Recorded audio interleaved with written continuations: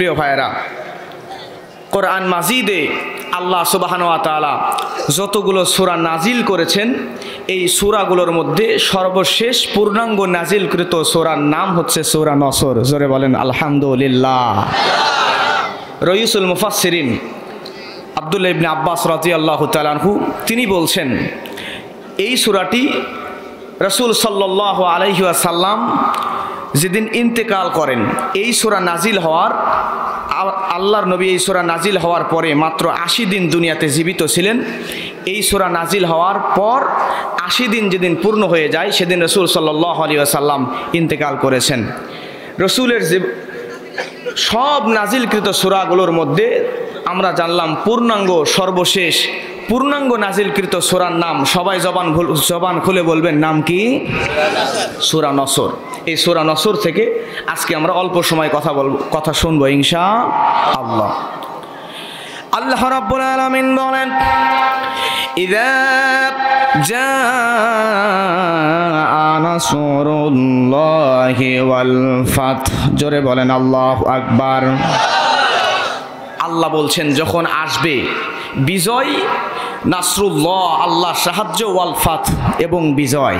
তার মানে বোঝা যাচ্ছে আল্লাহ এখানে দুইটা শব্দ উচ্চারণ করলেন আয়াতের শেষে, একটা নাসরুল্লাহ আল্লাহ সাহায্য, তারপর বললেন বিজয়। তাহলে বোঝা যাচ্ছে সর্বপ্রথম আল্লাহ সাহায্য আসলেই তারপরেই কোনো বিজয় আমরা পাবো। জোরে বলেন কথা ঠিক কিনা? 1971 সালে বাংলাদেশে মুক্তিযুদ্ধ সংগঠিত হয়েছিল। এখানে অনেক মুরব্বী আছেন, অনেক যুবক ভাইরা মুক্তিযুদ্ধের ইতিহাস জানা নাই এমন মানুষ আমাদের এখানে মনে হয় নাই। কথা বলেন ঠিক কিনা? এই মুক্তিযুদ্ধ যখন সংগঠিত হয়েছিল, এই মুক্তিযুদ্ধের সময় তৎকালীন বিশ্বের সবচাইতে দরিদ্র রাষ্ট্রগুলোর মধ্যে একটা ছিল আমাদের এই পূর্ব পাকিস্তান, বাংলাদেশ। তখন আমরা ছিলাম গরিব, একবেলা খাইতে পারতাম, আর একবেলা খাইতে পারতাম না। আর তৎকালীন সময়ে পৃথিবীর সবচাইতে উন্নত মানের দেশগুলোর মধ্যে, শক্তিশালী পাওয়ারফুল দেশগুলোর মধ্যে বর্তমান পারমাণবিক শক্তিধর দেশ হচ্ছে পাকিস্তান। এই পৃথিবীর উন্নত দেশগুলোর মধ্যে যাদের ছিল তৎকালীন সময়ের অত্যাধুনিক প্রযুক্তিতে সুগঠিত একটা সেনাবাহিনীও তাদের ছিল, তাদের অস্ত্র ছিল, টাকা পয়সা ছিল, ক্ষমতা ছিল, পাওয়ার সব কিছু ছিল এই পাকিস্তানের। তারপরও এই ছোট্ট বাংলাদেশ একবেলা খেয়েছি, একবেলা না খেয়ে থাকছি। আমাদের ওই পাকিস্তানের সঙ্গে যুদ্ধ হয়েছিল, 9 মাস যুদ্ধের পরে আমরা এই বাংলাদেশটাকে স্বাধীন করতে পেরেছিলাম। তবে বলেন, তৎকালীন সময়ে যে যুদ্ধ সংগঠিত হয়েছিল, তৎকালীন বিশ্বের শক্তিশালী রাষ্ট্র পাকিস্তান, তাদের সাথে দরিদ্র গরিব বাংলাদেশের যে যুদ্ধ হয়েছিল, এই যুদ্ধে আমাদের না ছিল টাকা, না ছিল তেমন অস্ত্র, না ছিল জনশক্তি, না ছিল শক্তিশালী সেনাবাহিনী। তারপরে পাকিস্তানের মতো শক্তিশালী রাষ্ট্রকে হারিয়ে দিয়ে এই বাংলাদেশের মতো পূর্ব পাকিস্তানের মতো ছোট্ট রাষ্ট্রকে আল্লাহ সুবহানাহু ওয়া তাআলা বিজয় দান করেছিল। তার মানে বোঝা যাচ্ছে ওই শক্তিশালী দেশের সঙ্গে 9 মাস নয়, যদি 9 বছর যুদ্ধ করতাম, আল্লাহ সাহায্য যদি বাঙালিদের উপর না থাকতো, তাহলে বাংলাদেশের মানুষ বিজয় অর্জন করতে পারতো না। ঠিক কিনা? তাহলে আমরা বাংলাদেশের মানুষরা বিজয় পেলাম। আল্লাহ বলছেন এই বিজয় সর্বপ্রথম আল্লাহর সাহায্য আসে, যেই মানুষদের উপর আল্লাহর সাহায্য আসে সেই মানুষরাই শুধু বিজয় পায়, আর যাদের উপর আল্লাহর সাহায্য নাই তারা বিজয় সহজে অর্জন করতে পারে না। আল্লাহর সাহায্য যখন আসবে তখনই মুসলমানরা বিজয় লাভ করবে। কথা বলেন ঠিক কিনা? আমার প্রিয় মুসলমান ভাইয়েরা, তাহলে আল্লাহ রাব্বুল আলামিন আমাদেরকে বিজয় দান করলেন। প্রিয় ভাইয়েরা আমাদের এই বাংলাদেশটা স্বাধীন হয়ে গেল, স্বাধীন বাংলাদেশ আমরা পেলাম। তাহলে যদি আল্লাহ রাব্বুল আলামিন আমাদেরকে বিজয় দেয়, যে আল্লাহ বিজয় দিলেন, ওই বিজয়ের দিনে আল্লাহ রাব্বুল আলামিনের শুকরিয়া প্রশংসা আদায় করার দরকার। জোরে বলেন আছে না নাই?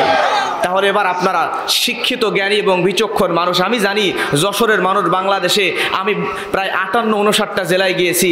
এই সব জেলাগুলোর মধ্যে যশোর জেলার সুনাম সব জায়গায়, কারণ বাংলাদেশের মধ্যে সবচাইতে সুন্দর ভাষাভাষীর লোকে যশোরে বাস করে। আলহামদুলিল্লাহ বলবেন না? যশোরের কথার প্রশংসা আমি সব জায়গায় শুনি। আলহামদুলিল্লাহ, ভাষার দিক দিয়ে যেমন আপনারা এগিয়ে আছেন, আমি মনে করি এখন আর গ্রামে গঞ্জে অশিক্ষিত মানুষ নাই। আজকে মানুষরা স্মার্ট হয়েছে, আধুনিক হয়েছে, সবাই আজকে কোরআন হাদিস পড়ে এবং পড়াশোনা করে। এজন্যই মানুষগুলা গ্রামের হলো স্মার্ট। আলহামদুলিল্লাহ বলবেন না? তাহলে আপনাদের কাছ থেকে জানতে চাই, বলেন তো এই বাংলাদেশের স্বাধীনতা দিবস কত তারিখে? 26শে মার্চ। আর বিজয় দিবস 16ই ডিসেম্বর। তাহলে আমরা জানলাম 16ই ডিসেম্বরে আমরা বিজয় পেলাম, আমরা স্বাধীনতা দিবস পেলাম 26শে মার্চে। তাহলে আল্লাহ বলছেন আমার সাহায্য, তারপরে বিজয়, বাংলাদেশের বিজয় পেলাম আল্লাহর সাহায্যের কারণেই। তাহলে যে আল্লাহ আমাদেরকে 16ই ডিসেম্বরে বিজয় দিবস দিলেন, 26শে মার্চ স্বাধীনতা দিবস দিলেন, ওই বিজয় দিবসের দিনে আর স্বাধীনতা দিবসের দিনে ওই আল্লাহর ইবাদত বেশি বেশি করার দরকার ছিল। যেই শহীদরা জীবন দিয়ে বাংলাদেশটাকে আমাদেরকে এনে দিল, যেই শহীদরা জীবন দিয়ে দিল, ওই শহীদদের আত্মার মাগফিরাত কামনায় দোয়ার আয়োজন বেশি বেশি এই 16ই ডিসেম্বর 26শে মার্চ করার দরকার ছিল। কথা বলেন ঠিক কিনা? কিন্তু সেই 16ই ডিসেম্বর আর 26শে মার্চ যেদিন আসে, সেদিন শহীদদের আত্মার মাগফিরাতে দোয়া করব কি? বিজয় দিলেন আল্লাহ, আর আমরা আল্লাহর সঙ্গে বিরোধিতা করার জন্য, শত্রুতা করার জন্য বক্স নিয়ে, গান বাজনা দিয়া, কোনো কোনো জায়গায় নর্তকী নিয়ে নাচ গানের অনুষ্ঠানের আয়োজনও করি। জোরে বলেন ঠিক কিনা?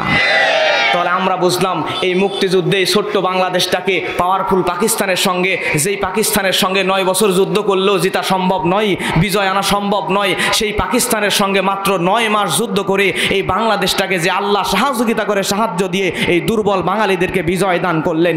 সেই বিজয় দিবসের দিনে আর গান বাজনা, হিন্দি গান, বক্সের মধ্যে উল্টাপাল্টা নাচ, নর্তকীদের নাচের অনুষ্ঠান নয়। বিজয়ের দিনে কোরআনের তাফসীর মাহফিল, আল্লাহর কোরআনের আওয়াজ বেশি বেশি দিয়ে ওই শহীদদের আত্মার রূহের মাগফিরাত কামনার জন্য দোয়ার আয়োজন করতে হবে। জোরে বলেন ঠিক কিনা? আমার প্রিয় মুসলমান ভাইয়েরা, তাম পৃথিবীর মধ্যে বর্তমান একটা মুসলমানদের রাষ্ট্র ফিলিস্তিন, যেই ফিলিস্তিনের ওপর আজকে বড়ই নির্যাতন চলে। আমরা আল্লাহর কাছে দোয়া করব ওই সন্ত্রাসী ইসরায়েলের বিরুদ্ধে ফিলিস্তিনকে যেন বিজয় দান করে ফিলিস্তিনকে স্বাধীন করে দেয়। জোরে বলেন ঠিক কিনা? কারণ হলো প্রিয় ভাইয়ার আমার, লক্ষ্য করেন বিজয় আল্লাহ রাব্বুল আলামিন কাদেরকে দেয়, কিভাবে দেয়, কোন অবস্থায় দেয়? আল্লাহ রাব্বুল আলামিন আমাদেরকে বিজয় দান করেছেন। বলতে পারেন হুজুর ফিলিস্তিনের জন্য আমরা কেন দোয়া করব? কারণ হলো প্রিয় ভাইয়েরা আমার, ওই ফিলিস্তিনের ভূখণ্ড শুধুমাত্র ওই মুসলমান ফিলিস্তিনের নাগরিকদের নয়, বরং ওই ফিলিস্তিনের সম্পর্ক তাম পৃথিবীর সব মুসলমানদের সঙ্গে আছে। কথা বলেন ঠিক কিনা? আল্লাহ রাব্বুল আলামিন যত নবী পয়গম্বর দুনিয়াতে পাঠিয়েছেন, এই সব নবী পয়গম্বরদের সঙ্গে মোটামুটি বেশিরভাগ হাজার হাজার নবী পয়গম্বরদের সঙ্গে ওই ফিলিস্তিনের একটা কানেকশন আছে। নবী হযরতে ঈসা আলাইহিস সালাম থেকে শুরু করে নিয়া ইব্রাহিম আলাইহিস সালাম পর্যন্ত যত নবী আল্লাহ প্রেরণ করেছেন, সব নবীর সরাসরি যোগসূত্র ওই ফিলিস্তিনের সঙ্গে আছে। জোরে বলেন সুবহানাল্লাহ। শুধু তাই নয়, আমাদের নবী জনাব মুহাম্মদ রাসূলুল্লাহ সাল্লাল্লাহু আলাইহি ওয়াসাল্লাম, আল্লাহর নবীর সরাসরি একটা সম্পর্ক ওই ফিলিস্তিনের সঙ্গে আছে। আল্লাহ রাব্বুল আলামিন সূরা বনী ইসরাঈলের মধ্যে আল্লাহ রাব্বুল আলামিন বলেন, সুবহানাল্লাযী আসরা বিআবদিহি লাইলাম মিনাল মাসজিদিল হারাম ইলাল মাসজিদিল আকসাল্লাযী বারাকনা হাওলাহু লিনুরিয়াহু মিন আয়াতিনা ইন্নাহু হুয়াস সামিউল বাসীর। আল্লাহ রাব্বুল আলামিন জানিয়ে দিচ্ছেন, আল্লাহ রাব্বুল আলামিন তার বান্দা অর্থাৎ মুহাম্মদ রাসূলুল্লাহ সাল্লাল্লাহু আলাইহি ওয়াসাল্লামকে মিরাজের রাত্রিতে মদিনা থেকে আল্লাহ রাব্বুল আলামিন মক্কা থেকে বাইতুল্লাহ থেকে আল আকসা মসজিদে আল্লাহর নবীকে আল্লাহ রাব্বুল আলামিন ভ্রমণ করান। যেই মসজিদে আকসাতে আল্লাহ রাব্বুল আলামিন বলেন, যেই মসজিদে আকসার চারিদিকে আল্লাহ রাব্বুল আলামিন বরকত দিয়ে ভরপুর করে দিয়ে রেখেছেন। সুবহানাল্লাহ। শুধু তাই নয় প্রিয় ভাইয়েরা আমার, কেন ফিলিস্তিনের জন্য আমাদের দোয়া করতে হবে? কারণ হলো আল্লাহ রাব্বুল আলামিনের নবী শুধু ওই জায়গায় যান নাই, মিরাজের রাত্রিতে আল্লাহর নবী ওই ফিলিস্তিনের আল আকসা মসজিদে রাতের সালাত জামাতের সঙ্গে আদায় করলেন। ওই জায়গায় আল্লাহর নবী নামাজ আদায় করলেন এবং সেখান থেকে মিরাজে গমন করলেন। আমার প্রিয় ভাইয়েরা, শুধু তাই নয়, আমার নবীজি যখন মদিনাতে চলে গেলেন হিজরত করতে, আল্লাহর নবী মদিনাতে যাওয়ার পরেও একদিন দুই দিন নয়, ওই আল আকসা বাইতুল মুকাদ্দাসের দিকে তাকিয়ে আল্লাহর নবী 17 মাস ধরে নামাজ আদায় করেছেন। জোরে বলেন আল্লাহু আকবার।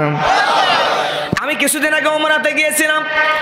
ওমরাতে যাওয়ার পরে মসজিদে কেবলাতাইন বলে একটা জায়গা আছে। এই মসজিদে কেবলাতাইন যেখানে কেবলার পরিবর্তন হয়েছিল, ওই কেবলা পরিবর্তন হওয়ার আগ পর্যন্ত আল্লাহর নবী কাবার দিকে নয়, ওই আল আকসা মসজিদের দিকে মুখ করে নামাজ পড়তো। একটু জোরে জোরে বলা যাবে কি সুবহানাল্লাহ? তাহলে আমাদের প্রথম কেবলা হলো এই মসজিদ আল আকসা। প্রিয় ভাইরা আমার, আপনাদের কাছে আরেকটা প্রশ্ন, বলেন তো এখন তাম বিশ্বের মধ্যে পরাশক্তির নাম কি?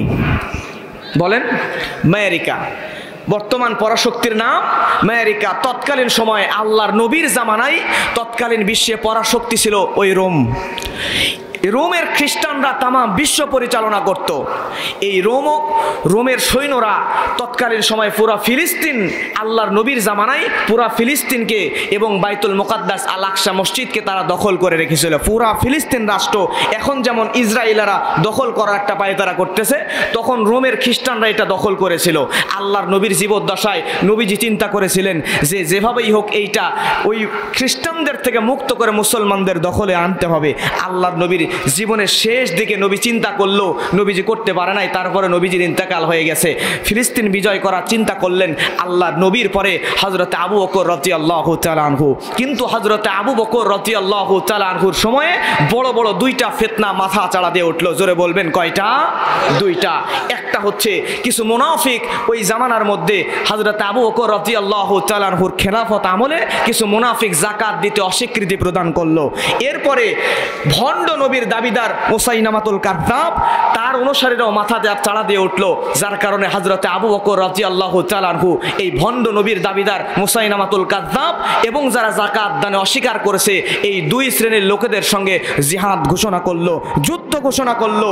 তাদের সাথে যুদ্ধ করতে করতে হযরতে আবু বকরের জামানাতেও এই ফিলিস্তিন দখল মুক্ত করতে পারে নাই। এরপরে বলবেন বিচক্ষণ জ্ঞানী মানুষরা, এরপরে বলবেন আবু বকরের পরে খেলাফতের মসনদে অধিষ্ঠিত হয়েছিলেন যে ব্যক্তি, সেই ব্যক্তিটির নাম কি? আল্লাহর নবী হযরত ওমর রাদিয়াল্লাহু তাআলা আনহুকে ডাক দিয়ে বলে, ইয়া ওমর আনতা বাবুল ফিতান। আল্লাহর নবী বলেন, ওমর তুমি হলা ফিতনার দরজা।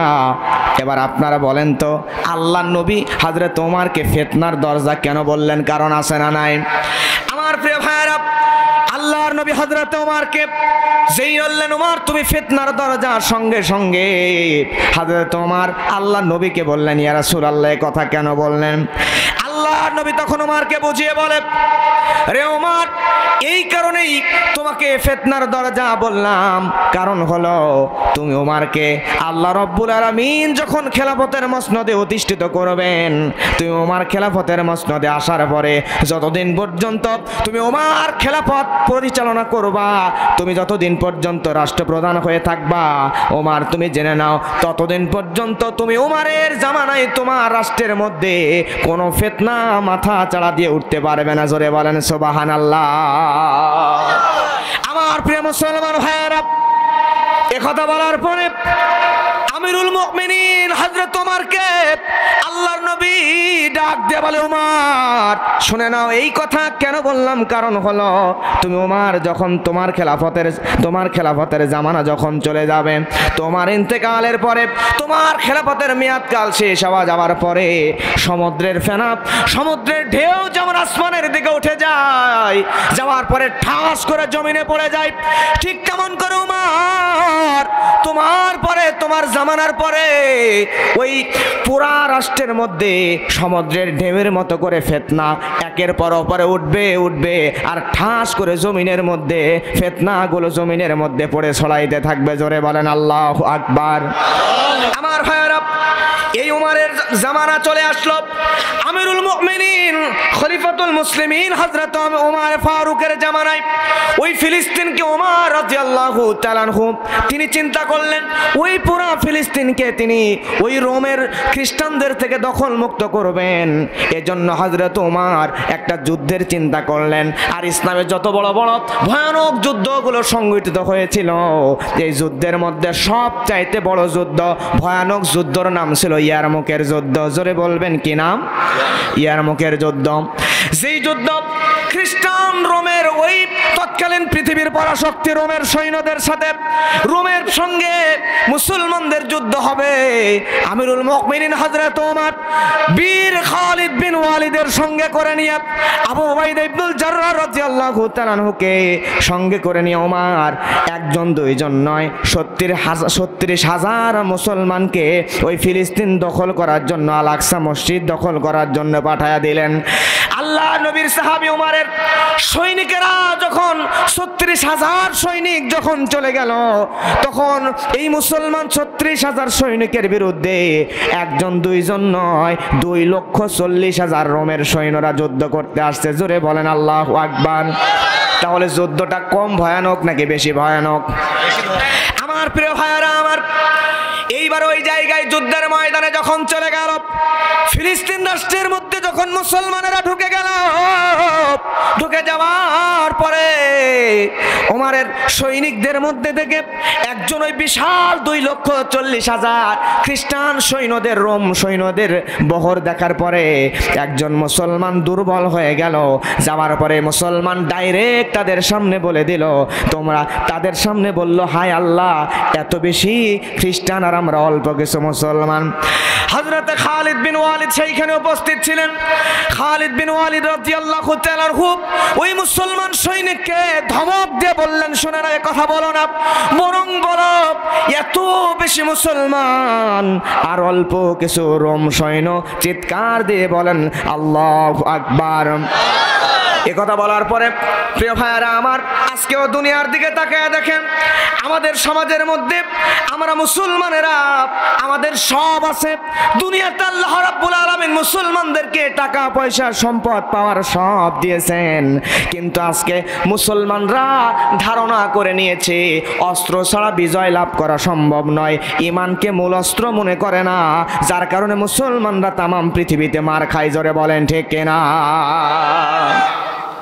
আজকে আমাদের সমাজে কিছু শায়েক আছে, কিছু আলেম আছে, ওনারা বলে ডাইরেক্ট, এই শায়েকগুলো বলতে থাকে যে সমান সমান ছাড়া জিহাদ জায়েজ নাই। এমন কথা বলে কি বলে না? আমাদের সমাজে কিছু শায়েক আছেন যারা বলেন যে সমান সমান ছাড়া জিহাদ জায়েজ না। এ কথা যেদিন থেকে মুসলমানরা মনে করে নিয়েছে সমান সমান ছাড়া জিহাদ জায়েজ না, সেদিন থেকেই মুসলমানদের অধঃপতন শুরু হয়েছে। কথা বলেন ঠিক কিনা? প্রিয় ভাইয়েরা আমার, আসলে মুমিন বান্দাদেরকে আল্লাহ রাব্বুল আলামিন বলছেন, ওয়ালা তাহিনু ওয়ালা তাহজানু ওয়া আনতুমুল আ'লাউনা ইন কুনতুম মুমিনিন। আল্লাহু আকবার। আল্লাহ রাব্বুল আলামিন কোরআন মাজিদের সূরা ইমরানের 139 নম্বর আয়াতে বলেন, তোমরা হীনবল হয় না, তোমরা দুঃখিত হয় না, কারণ হলো তোমরাই বিজয়ী যদি তোমরা মুমিন বান্দা হও। তার মানে আল্লাহ জানায় দেয়, হে মুসলমানেরা শুনে নাও, আল্লাহ রাব্বুল আলামিন জানায় দেয়, তোমরা যদি মুমিন বান্দা হও তাহলে সাহস হারিও না, ভয় পেও না, দিন শেষে তোমরাই বিজয়ী, তোমরাই বিজয়ী। জোরে জোরে বলেন না আল্লাহু আকবার। প্রিয় ভাইয়েরা আমার, ইয়ারমুকের যুদ্ধ শুরু হয়ে গেল। রোম সৈন্য একজন দুইজন নয়, ২,৪০,০০০ রোম সৈন্য আর মুসলমান মাত্র ৩৬,০০০। ৩৬,০০০ মুসলমান, ২,৪০,০০০ রোম সৈন্যের বিরুদ্ধে জিহাদ শুরু হয়ে গেল। জিহাদ করতে করতে একদিন, ২ দিন, ৩ দিন নয়, মোটামুটি ৬ দিন জিহাদ চলল। ভয়ানক জিহাদ। মুসলমানেরা তাদের ইমানি জজবা দিয়া একজন দুইজন নয়, এই ৬ দিনের জিহাদের ৬ দিনের মাথায় ১,২০,০০০ ওই কাফের খ্রিস্টানদেরকে দুনিয়া ছেড়ে বিদায় করে দিয়েছে। সুবহানাল্লাহ। ১,২০,০০০ কাফেররা খ্রিস্টানরা দুনিয়া, রোম সৈন্যরা দুনিয়া থেকে বিদায় হয়ে গেল। আর মুসলমানরা মাত্র ৩,০০০ মুসলমান শহীদ হয়ে জান্নাতে চলে গেল। প্রিয় ভাইয়েরা বলবেন, তাহলে ৩,০০০ মুসলমান ইন্তেকাল শহীদ হয়ে গেল, থাকলো কত? থাকলো কত? ৩৩,০০০। আর কাফের বেঈমান খ্রিস্টানরা আছে কয় হাজার? কাফেরেরা আছে 1,20,000। এইবার খ্রিস্টানদের মাথা ঘুরে গেল, হাইরে মুসলমান, তাদের সঙ্গে আমরা জিহাদে আর পেরে উঠবো না। 6 দিনের মাথায় তারা মাত্র 3,000, আর আমরা 1,20,000কে কচু কাটা করে দুনিয়া থেকে বিদায় করে দিয়েছে। তার মানে আমরা যদি আর একটু সময় এই জায়গায় অবস্থান করি, আমাদের বাকি 1,20,000কেও কচু কাটা করবে। এই চিন্তা করে বাকি 1,20,000 অস্ত্র শস্ত্র ফালাইয়া জিহাদের ময়দান ছেড়ে পালিয়ে আবার রোমের দিকে রওনা হয়ে গিয়েছে। সুবহানাল্লাহ। মুসলমানদের বিজয় হয়ে গেল। বিজয় হওয়ার পরে এই মুসলমান সৈনিকেরা, যেই সৈনিকদের মধ্যে 1 2 জন নয়, তৎকালীন সময় এই জিহাদের ময়দান থেকে বিজয় লাভ করে এই মুসলমানদের মধ্যে তারা সবাই চলে গেল আল আকসা মসজিদে। আল আকসা মসজিদে যাওয়ার পরে মুসলমান হাজার হাজার সৈনিকেরা পুরো আল আকসা মসজিদকে চারিদিক থেকে ঘিরে নিল। ঘিরে নেওয়ার পরে ওই জায়গায় যে খ্রিস্টান পাদ্রী মসজিদের ভিতরে অবস্থান করতেছিল, তাকে ডাক দিল, তুমি বাহিরে আসো। আর মুসলমান সৈনিকেরা বাইরে দাঁড়িয়ে আছে। যেই সৈনিকদের মধ্যে ইতিহাস বলতেছে 1 2 জন নয়, যেই সৈনিকের মধ্যে সরাসরি 4,000 আল্লাহ নবীর সরাসরি সাহাবী ছিল মুসলমান সৈনিকের মধ্যে। সুবহানাল্লাহ। সবাই মিলে আল আকসা মসজিদকে ঘিরে নিল। নেওয়ার পরে খ্রিস্টান পাদ্রীকে ডাক দিয়ে বলে, রে খ্রিস্টান পাদ্রী, বাহিরে আসো, বাহিরে আসো। বাহিরে যখন আসলো, আসার পরে তাকে বলতেছে, তুমি সসম্মানে আল আকসা মসজিদের চাবি আমাদের হাতে দিয়ে দাও। আমরা মুসলমানেরা পুরো ফিলিস্তিনকে বিজয় করে ফেলেছি। শুধু তাই নয়, আল আকসা মসজিদ চারিদিক থেকে আমরা মুসলমান সৈনিকেরা ঘেরাও করে নিয়েছি। এখনই চাবি দিয়ে সসম্মানে এখান থেকে তোমরা বের হয়ে চলে যাও। আল আকসা মসজিদের পাদ্রী বলে, না, এটা হতে পারে না। প্রিয় ভাইয়ার আমার, লক্ষ্য করেন, বর্তমান সময়ে ফিলিস্তিনে মুসলমানেরা যখন নামাজ আদায় করতে যায়, মুসলমান পুরুষদেরকে এবং নারীদেরকে পিটায়া পিটায়া পাখির মতো গুলি করে আল আকসার পবিত্র জায়গাটা রক্ত দিয়ে লাল করে ফেলে খ্রিস্টান সন্ত্রাসীরা। কথা বলেন ঠিক কিনা? কিন্তু মুসলমান সৈনিকেরা কেমন, মুসলমানদের আদর্শ কেমন? মুসলমানেরা আল আকসা মসজিদের সামনে গেল। যাওয়ার পরে চাইলে ওই 4,500 সাহাবী সহ হাজার হাজার মুসলমানেরা ওই খ্রিস্টান পাদ্রী সহ সব খ্রিস্টানগুলোকে জুতা দিয়া পিটাইয়া ঘাড় ধরে বের করে দিতে পারত, কিন্তু তারা বলল না, এটা শান্তির জায়গা, পবিত্র জায়গায় অপবিত্রতা করা যাবে না। তোমাদেরকে সসম্মানে চাবি দেওয়ার জন্য অনুরোধ করলাম। তোমরা চাবি, এই যে আবু উবাইদা ইবনুল জাররাহ, তার হাতে চাবি দিয়ে তোমরা এই জায়গা ত্যাগ করে চলে যাও। খ্রিস্টান পাদ্রী আবু উবাইদা ইবনুল জাররাহ রাদিয়াল্লাহু তাআলা আনহুর দিকে তাকালো, মাথা থেকে পা পর্যন্ত ভালো করে পর্যবেক্ষণ করলো। করার পরে আবু উবাইদা ইবনুল জাররাহকে ডাক দিয়ে বলতে চাই, খ্রিস্টান পাদ্রী বলে, তোমরা আমাকে সাধারণ মানুষ মনে করতে পারো, আমি যদিও সাধারণ, কিন্তু জেনে নাও, শুধু আমি আমার ধর্মের নয়, বরং পূর্ববর্তী নবী ঈসার ওপর অবতীর্ণ কিতাব আমি পড়েছি, মুসার ওপর অবতীর্ণ কিতাব আমি পড়েছি, তাওরাত পড়েছি, জাবুর পড়েছি, ইনজিল পড়েছি। পড়ার পরে আমি ভবিষ্যৎবাণী কিছু জেনে নিয়েছি। সর্বশেষ জামানার নবী মুহাম্মদ রাসূলুল্লাহ সাল্লাল্লাহু আলাইহি ওয়াসাল্লামের জামানার পরে সর্বপ্রথম যে মানুষটা এই ফিলিস্তিন বিজয় করবে, আল আকসা মসজিদ বিজয় করবে, সেই মানুষটা এই আবু উবাইদা ইবনুল জাররাহর মধ্যে ওই মানুষের প্রতিচ্ছবি, তার গুণগুলো এর মধ্যে আমি দেখতে পাচ্ছি না। আমার ভবিষ্যৎ অনুযায়ী, ভবিষ্যৎবাণী অনুযায়ী, যেই মানুষটার সঙ্গে আল্লাহর নবী, শেষ জামানার নবী মুহাম্মদের পরে যেই মানুষটা ফিলিস্তিন বিজয় করবে, আমি কিতাবে যা পেয়েছি, ওই মানুষের বর্ণনার সঙ্গে গুণের সঙ্গে যেই মানুষটার গুণ মিলবে, ওই মানুষের হাতেই আমি চাবি দেব, নসুদ কারো হাতে আমি চাবি দেব না। সরে বলেন মারহাবা। আবু উবাইদা ইবনুল জাররাহ তিনি নিরুপায় হয়ে গেলেন, জোরাজোরি করলেন না। মুসলমানেরা আল আকসা মসজিদকে চারিদিক থেকে ঘিরে রেখেছে। এমন সময়ে ও খ্রিস্টান পাদ্রী মসজিদের মধ্যে ঢুকে গেল, আল আকসার মধ্যে ঢুকে গেল। 1 দিন 2 দিন 3 দিন 4 দিন হয়ে গেল। খাবার এবং পানি যা মজুদ করা ছিল সব শেষ হয়ে গেল। সব শেষ হয়ে যাওয়ার পরে একদিন গভীর রাতে খাবার এবং পানির জন্য খ্রিস্টান পাদ্রী সুফরানিয়াজ মসজিদ থেকে একটুখানি বের হলো। বের হওয়ার পরে দেখে মসজিদকে চারিদিক থেকে যে মুসলমান মুসলমানেরা ঘিরে নিয়ে আসে। ওই মুসলমান সৈনিকদের মধ্যে 3-4 জন 5 জন এক জায়গায় দাঁড়িয়ে গোল মিটিং করে, আর তারা 4-5 জন মিলে কোন একজন মহামানবের গল্প, তার গুণগুলো তারা একে অপরের সঙ্গে আলোচনা করে। এই গুণগুলো শোনার সাথে সাথে ওই খ্রিস্টান পাদ্রী ওই মুসলমানদের কাছে আসলো। আসার পরে কোন ব্যক্তির গুণ তোমরা বর্ণনা করো, এই ব্যক্তির গুণের সঙ্গে আমার ভবিষ্যৎবাণীওয়ালা ওই কিতাবের ব্যক্তির মিল হয়ে যায়, এই ব্যক্তিকে যদি তোমরা আনতে পারো তার হাতে আমি বাল আকসা বাইতুল মুকাদ্দাস মসজিদের চাবি দিয়ে এখান থেকে আমি চলে যাব। জোরে বলেন মারহাবা। তারা বলল, আমরা যেই ব্যক্তির গুণ বর্ণনা করতেছিলাম সেই ব্যক্তি আর কেউ নয়, কেউ নয়, এই জামানার প্রেসিডেন্ট, অর্ধজাহানের খলিফা, মহামানব হযরত ওমর। জোরে বলেন মারহাবা। আমিরুল মুমিনিন খলিফাতুল মুসলিমিন হযরত ওমরের কাছে চিঠি দেওয়া হলো। আমিরুল মুমিনিনকে ডাক দিয়ে বলা হলো, আমিরুল মুমিনিন খলিফাতুল মুসলিমিন, ওই খ্রিস্টান পাদ্রী বলে দিয়েছে আপনি ছাড়ার কার কাছে সে চাবি দিবে না। অতএব আপনি যদি ফিলিস্তিন রাষ্ট্রের মধ্যে ভ্রমণ করেন, ফিলিস্তিন যদি আপনি আসতে পারেন, তাহলে আপনার হাতে শুধুমাত্র আল আকসা মসজিদের চাবি দেবেন। আমিরুল মুমিনিন খলিফাতুল মুসলিমিন এবার মদিনা থেকে ফিলিস্তিন রাষ্ট্রে ভ্রমণ করবেন, সফর করবেন। প্রিয় ভাইরা আমার, মদিনা থেকে ফিলিস্তিনের দূরত্ব হলো 1000 কিলোমিটার। জোরে বলবেন জবান ছেড়ে, কত কিলোমিটার? 1000 কিলোমিটার। আল্লাহর নবীর সাহাবী খলিফা ওমর মদিনা থেকে ফিলিস্তিনে রওনা করবেন। এমন সময় হযরতে ওমর রাদিয়াল্লাহু তাআলা আনহু তিনি যাবেন। এবার বলেন তো, আমাদের ছোট্ট এই দেশটা বাংলাদেশ, পৃথিবীতে যতগুলো রাষ্ট্র আছে সব কান্ট্রিগুলোর মধ্যে সবচাইতে বড় দেশ হলো রাশিয়া, আর সবচাইতে ছোট দেশ হলো ভ্যাটিকান সিটি। এই রাশিয়ার ভ্যাটিকান সিটির মধ্যে ছোট ছোট দেশগুলোর মধ্যে অন্যতম একটা বাংলাদেশ। এই বাংলাদেশের একটা ওয়ার্ডের মেম্বার যদি বাজারে যায়, যাওয়ার সময় সামনে 2 জন পিছনে 2 জন থাকে, কথা বলেন ঠিক কিনা?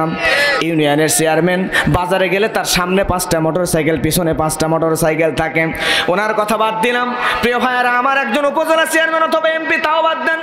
বাংলাদেশের মতো ছোট্ট একটা রাষ্ট্র, যেই রাষ্ট্রের মানচিত্রে, বিশ্ব মানচিত্রে যখন আপনি লক্ষ্য করবেন তখন দেখবেন এই বাংলাদেশের মানচিত্রে এত ছোট ভালো করে দেখাই যায় না, খুঁজে পাওয়া মুশকিল। এত ছোট একটা রাষ্ট্র, যেই রাষ্ট্রের প্রাইম মিনিস্টার উনি যদি কোনো জায়গায় কোনো রাষ্ট্রে ভ্রমণ করতে যান, 1-2 জন নয়, সঙ্গে কয়েকশো মানুষ থাকবে। কোনো জেলায় কোনো উপজেলায় যদি আসেন, সামনে 10টা প্রাইভেট কার, পিছনে 10টা প্রাইভেট কার, শত শত পুলিশ, বিজেপি, আর্মি, র্যাব, সেনাবাহিনী থাকে, কথা বলেন ঠিক কিনা? তাহলে বাংলাদেশের মতো ছোট্ট একটা রাষ্ট্রের প্রাইম মিনিস্টারের সামনে 10টা গাড়ি, পিছনে 10টা গাড়ি যদি থাকে, তৎকালীন মুসলিম বিশ্বের অর্ধজাহানের খলিফা হযরত ওমর, যে ওমর এক রাষ্ট্র থেকে আরেক রাষ্ট্রে ভ্রমণ করতে যাবেন, তাহলে রাষ্ট্রপ্রধান ওমরের সঙ্গে কয়েক হাজার লোক থাকার দরকার। জোরে বলেন আছে না না? কিন্তু রাষ্ট্রের সম্পদ অপচয় করতেন না।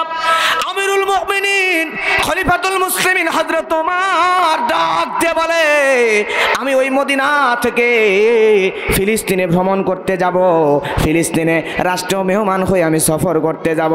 কিন্তু রে মদিনার মুসলমানেরা, মদিনার মানুষটা শুনে নাও, শুনে নাও, আমি ওমর, আমি হাজার হাজার মানুষ সঙ্গে নিব না। আমার সঙ্গে শুধুমাত্র একজন মানুষ থাকবে আর একটা উট থাকবে। তার মানে একটা উট আর উটের রাখাল আর আমি ওমর, এছাড়া আর একজনকেও আমি ওমর সঙ্গে নিতে চাই না। সুবহানাল্লাহ। প্রিয় ভাইরা আমার, লক্ষ্য করেন হযরত ওমর রাদিয়াল্লাহু তাআলা আনহু শুধুমাত্র উট নিয়ে আর উটের রাখালকে নিয়ে 1000 কিলোমিটার পথ পাড়ি দেওয়ার জন্য মদিনা থেকে রওনা হয়ে গেলেন। রওনা দিয়া যাইতে যাইতে অনেক দূর পথ যখন চলে গেলেন, উটের পিঠের ওপর আমিরুল মুমিনিন লক্ষ্য করে দেখে সামনে যেই রাখালটা উটের রশি ধরে টানতেছে, ওই রাখালের চিপ বরাবর, চোয়াল বরাবর ঘাম টপ টপ করে পড়তেছে। মরুভূমির মধ্যে অনেক কষ্ট অনুভূত হচ্ছে রাখালের। আমিরুল মুমিনিন মুমিনিন খলিফাতুল মুসলিমিন রাখালকে ডাক দিয়ে বলল, রে রাখাল, তুমি দাঁড়াও, তুমি দাঁড়াও, তোমাকে আর রশি ধরে টানা লাগবে না। আমিরুল মুমিনিন উটের পিঠ থেকে নেমে গেলেন। নামার পরে ওই রাখালের কাছে আসলো। আসার পরে বলে, ভাই রাখাল, আমি উটের পিঠ থেকে লক্ষ্য করে দেখতেছিলাম তোমার তো রশি ধরে টানতে বড়ই কষ্ট হয়, এজন্য সামনের পথ পাড়ি দেওয়ার আগে আমি আমিরুল মুমিনিন হযরত ওমর, আমি তোমার সঙ্গে একটা চুক্তি করতে চাই, চুক্তি করার পরে আবার সামনের দিকে পথ চলবো। রাখাল বলে, আমিরুল মুমিনিন খলিফাতুল মুসলিমিন, কি চুক্তি করতে চান আপনি বলেন। সঙ্গে সঙ্গে খলিফাতুল মুসলিমিন আমিরুল মুমিনিন হযরত ওমর বলতেছে, রাখাল, একা একা রশি ধরে টানতে তো তোমার বড়ই কষ্ট হয়, অতএব এখন থেকে চুক্তি হলো, এই মদিনা থেকে ফিলিস্তিন পর্যন্ত যাইতে যত দূর পথ হবে রাষ্ট্রের বর্ডার পার হওয়া পর্যন্ত আমি ওমর 1 ঘন্টা উটের পিঠে বসে থাকবো, তুমি রশি ধরে টানবা, আর বাকি 1 ঘন্টা আমি ওমর, তুমি উটের পিঠে রাখাল বসে থাকবা, আর আমি ওমর ওই উটের রশি ধরে টানবো। জোরে বলেন মারহাবা। রাখালের চোখে পানি। লক্ষ্য করে দেখেন, কোন দেশে এইরকম একটাও নজির নাই। রাষ্ট্রপ্রধান তার ড্রাইভারকে বলেছে, তুমি একটু আমার সিটে বসো, আর তোমাকে নিয়ে আমি একটু ড্রাইভিং করি। এমন রাষ্ট্রপ্রধান দুনিয়ার আর কোনো জায়গায় নজির আছে নাকি? কিন্তু হযরত ওমর রাখালকে উটের পিঠে চড়ায় দেবে, রাখাল ইতস্তত বোধ করে। রাখাল বলে, আমিরুল মুমিনিন, এটা কেমনে হয়? আমি তো হলাম গোলাম, আর আপনি অর্ধ জাহানের খলিফা ওমর, আমি রাখালকে উটের পিঠে দিয়ে আপনি রশি ধরে টানবেন, এটা তো হতে পারে না। আমিরুল মুমিনিন, এটা তো কখনোই মেনে নেওয়ার মতো নয়। অতএব আমিরুল মুমিনিন খলিফাতুল মুসলিমিন, আপনি একটা কাজ করেন, আপনি উটের পিঠে চড়ে বসে থাকেন, যত কষ্ট হয় হোক, আমি আপনাকে ওই রশি ধরে টানতে দেব না। খলিফাতুল মুসলিমিন সঙ্গে সঙ্গে বলল, খামোশ, আমি যেটা বলবো সেটা তোমাকে মানতেই হবে, মানতে তুমি বাধ্য। নিরুপায় হয়ে গেল রাখাল। বলল, আমিরুল মুমিনিন, ঠিক আছে, আপনি যা বলবেন তাই হবে। এবার মদিনা থেকে চলা শুরু করলো পথ। 1 ঘন্টা আমিরুল মুমিনিন উটের পিঠে বসা, রাখাল উটের রশি ধরে টানে। বাকি 1 ঘন্টা রাখাল উটের পিঠে বসা, আমিরুল মুমিনিন হযরত ওমর রশি ধরে টানে। এমন করে চলতে চলতে চলতে চলতে ফিলিস্তিনের বর্ডার অভিমুখে যখন চলে এসেছে, ফিলিস্তিনের বর্ডার যখন ক্রস করবে, ওই ফিলিস্তিন রাষ্ট্রের হাজার হাজার খ্রিস্টানগুলো অর্ধজাহানের খলিফা হযরত ওমরকে রিসিভ করার জন্য মালা নিয়ে বর্ডারে এসে দাঁড়ায় আছে। আল্লাহু আকবার বলেন। তারা তো চেনে না আমিরুল মুমিনিনকে, ওমরকে। শুধু ওমরের নাম শুনে থরথর করে তারা কাঁপে। ওমরের নাম শুনলে বাঘে ছাগলে এক ঘাটে পানি খাই। শুধু তাই নয়, ছোট বাচ্চাদেরকে পর্যন্ত ওমরের নাম বললে ছোট্ট বাচ্চারা ভয়ে ঘুম চলে আসে, ঘুমায়া যায়। ছোট্ট বাচ্চা পর্যন্ত ওমরের নাম শুনলে ভয় করে। যে ওমরের নাম শুনলে পুরো বিশ্বের কাফের বেঈমান মুশরিকেরা থরথর থরথর করে কাঁপে, সেই ওমর আসতেছে। 1 জন 2 জন নয়, হাজার হাজার মানুষ। তাদের ধারণা বিশাল বড় বহর নিয়া অর্ধজাহানের খলিফা ওমর আমাদের ফিলিস্তিন রাষ্ট্রে আসবে। তাকে যদি সম্মানের কোন রকম কমতি হয়ে যায়, তাহলে ফিলিস্তিনের সব খ্রিস্টানদেরকে তো জায়গায় হত্যা করবে। এই ভয়ে তারা হাজার হাজার খ্রিস্টানরা ফুলের মালা নিয়ে বর্ডারে চলে আসছে, তাদের রাষ্ট্রপ্রধানকে গ্রহণ করার জন্য, সংবর্ধনা দেওয়ার জন্য। আসার পরে আমিরুল মুমিনিন বর্ডারের প্রান্তে চলে আসছে। বর্ডার যখন ক্রস করবে, প্রিয় ভাইয়েরা আমার, অবিশ্বাস্য হলো সত্য এটাই, বর্ডার ক্রস করার সময় হযরত ওমর রাদিয়াল্লাহু তাআলা আনহুর ওই রাখালের পালেই পড়েছে উটের পিঠে বসার, আর হযরত ওমরের পালি পড়েছে ওই উটের রশি ধরে টেনে নিয়ে যাওয়ার। বর্ডার ক্রস করতেছে, সামনে হাজার হাজার মানুষ। আমিরুল মুমিনিন রশি ধরে টেনে সামনে নিয়ে যায়, আর ওই রাখাল উটের পিঠের উপর বসা। এমন সময় সামনে থেকে হাজার হাজার ফিলিস্তিনের খ্রিস্টানরা, তারা সবাই সংবর্ধনা দেওয়ার জন্য আসলো। কাছে এসে হযরত ওমরকে সংবর্ধনা দেবে কি, উটের পিঠে বসে আছে ওই রাখাল। ওই রাখালকে নামায়া রাখালের গলার মধ্যে সব মানুষগুলো ফুলের মালা দেওয়া শুরু করে দিয়েছে। জোরে বলেন না আল্লাহু আকবার। আমিরুল মুমিনিন হযরত ওমর রশি ধরে 1 সাইডে এতিমের মতো দাঁড়ায় আছে, আর রাখালকে যখন মালা দিছে রাখালের চোখের মধ্যে পানি। রাখাল বলে, রে ফিলিস্তিনের মানুষরা, তোমরা শুনে নাও, তোমরা যেই মানুষকে আমিরুল মুমিনিন খলিফাতুল মুসলিমিন হযরত ওমর মনে করে যেই মানুষের মধ্যে গলার মধ্যে মালা দিছ, আসলে আমি তো রাষ্ট্রপ্রধান ওমর নই, উটের পিঠে বসেছিলাম, আমি হলাম রাখাল। আর উটের রশি ধরে ওই যে এতিমের মতো দাঁড়ায় আছে, ওই লোকটাই হলো অদ্য জাহানের খলিফা হযরত ওমর। জোরে বলেন আল্লাহু আকবার। প্রিয় ভাইরা আমার, আল বিদায়া ওয়ান নিহায়া পড়ে দেখেন, তারিখে ইসলাম পড়ে দেখেন, ইতিহাস সাক্ষী আছে ওই দিন আমিরুল মুমিনিন খলিফাতুল মুসলিমিন হযরত ওমরের এই দৃশ্য দেখার পরে একজন দুইজন নয়, যতগুলো খ্রিস্টান ওমরকে সংবর্ধনা দিতে এসেছিল, ওমরের এই মহানুভবতা দেখার পরে সর্বপ্রথম ওমরের চেহারা দেখে প্রথম সাক্ষাতেই সব খ্রিস্টানগুলো সংবর্ধনা দিবে কি কালেমা পড়ে ইসলাম কবুল করে নিয়েছে। সুবহানাল্লাহ। আমার প্রিয় ভাইরা, তারিখে ইসলাম পড়ে দেখেন, আল বিদায়া ওয়ান নিহার মধ্যে সুন্দর করে ঘটনাগুলো দেওয়া আছে। আমিরুল মুমিনিন যেদিন মদিনা থেকে রাষ্ট্রপ্রধান হয়ে ফিলিস্তিনে আসবেন, ফিলিস্তিনে আসার দিনে আমিরুল মুমিনিন খলিফাতুল মুসলিমিন হযরত ওমর যে জামা গায়ের মধ্যে দিয়েছিল, এই জামার মধ্যে একটা নয় দুইটা নয় 17 জায়গার মধ্যে ছিঁড়া। একজন রাষ্ট্রপ্রধান এক দেশ থেকে আর এক দেশে যায়, চিন্তা করে দেখেন, আমাকে যদি আপনাদের এলাকার চেয়ারম্যান দাওয়াত দেন অথবা আপনাদের বাংলাদেশের প্রাইম মিনিস্টার উনি যদি আমাকে ওনার বাসভবনে দাওয়াত দেন, তাহলে বলেন তো আমি সবচাইতে কমা ছেঁড়া জামাগুলো পরবো নাকি সবচাইতে দামি আমার সবচাইতে বেশি দামের জামাটা পরে যাব? সবচাইতে ভালো সুন্দর জামাটা পরে যাব। কিন্তু আমিরুল মুমিনিন মদিনা থেকে ফিলিস্তিন রাষ্ট্রে আরেকটা রাষ্ট্রের রাষ্ট্রপ্রধান হয়ে যাচ্ছেন। এমন সময় হযরত ওমর রাদিয়াল্লাহু তাআলা আনহুকে লক্ষ্য করে আমিরুল মুমিনিন যে জামা পরে আছে, ওই জামার মধ্যে একটা নয় দুইটা নয় 17 জায়গায় ছেঁড়া, 17 জায়গায় তালি দেওয়া।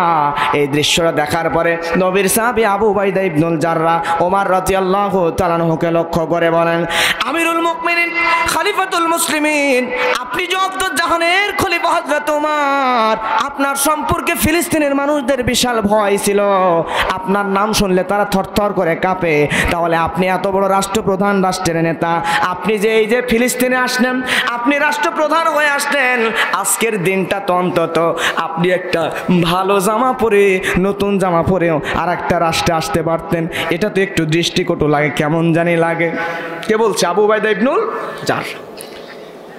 এমন কথা শোনার পর হযরত ওমর রাদিয়াল্লাহু তাআলা আনহু আবু উবাইদা ইবনুল জাররাহ রাদিয়াল্লাহু তাআলা আনহুকে লক্ষ্য করে ডাক দিয়ে বলে, আবু উবাইদা ইবনুল জাররাহ শুনে নাও, নাহনু কওমুন আযিল্লাহ, আমরা ছিলাম মরু আরবের নিকৃষ্ট জাতি, যেখান থেকে আযানাল্লাহু বিল ইসলাম, আল্লাহ রাব্বুল আলামিন ইসলাম নামক ধর্ম দিয়া আমরা মরু আরবের নিকৃষ্ট জাতিকে সম্মানিত করে দিয়েছেন। জোরে বলেন সুবহানাল্লাহ।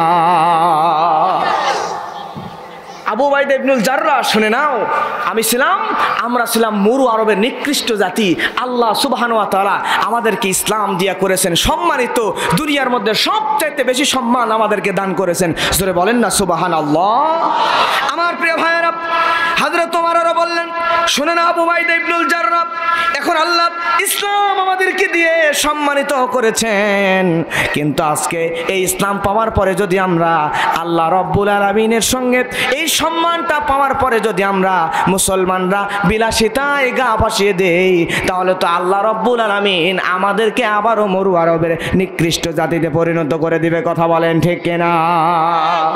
হযরত ওমর এমনিতে কথা বলেন নাই যে আবু উবাইদা ইবনুল জাররাহ জেনে নাও, আমরা ছিলাম মরু আরবের নিকৃষ্ট জাতি, আমাদেরকে আল্লাহ সুবহানাহু ওয়া তাআলা সম্মান দিয়েছেন, ইসলাম দিয়ে আমাদের সম্মানিত করেছেন। আমরা যদি এখন বিলাসিতায় গা ভাসিয়ে দেই, আমরা যদি নতুন নতুন জামা, দামি দামি খাবার, দামি দামি কাপড়, এই সব নিয়ে এই বিলাসিতার মধ্যে দামি গাড়ি এগুলো ইউজ করা শুরু করে দিই, তাহলে জেনে নাও আল্লাহ আমাদেরকে আবারও মরু আরবের নিকৃষ্ট জাতিতে পরিণত করে দিবেন। কথা বলেন ঠিক কিনা? আজকে মুসলমানদের করুণ অবস্থা, মুসলমানরা চেচনিয়ার মুসলমানরা মার খাচ্ছে, বসনিয়া আর্জেন্টিনা ফিলিস্তিনের মুসলমানরা মার খাচ্ছে, আজকে পাকিস্তান আফগানিস্তানের মুসলমানরা মার খাচ্ছে, ভারতের কাশ্মীরের মুসলমানরা মার খাচ্ছে, মায়ানমারের বার্মার মুসলমানরা মার খাচ্ছে, চীনের উইঘুরের মুসলমানরা মার খাচ্ছে। তাম পৃথিবীতে মুসলমানদের ওপর এত নির্যাতন নিপীড়নের কারণ হচ্ছে আমরা মুসলমানরা বিলাসিতায় গা ভাসিয়ে দিয়েছি। কথা বলেন ঠিক কিনা?